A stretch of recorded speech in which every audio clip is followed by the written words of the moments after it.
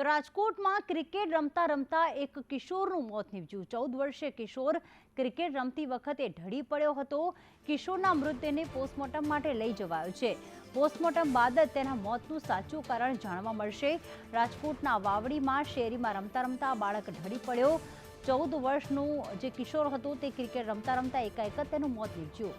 મોતનું કારણ જાણવા પોસ્ટમોર્ટમ કરવામાં આવી રહ્યું છે। બાળકના મોત માટે હૃદયરોગ કે અન્ય કારણ જાણવા મથામણ કરવામાં આવી રહી છે।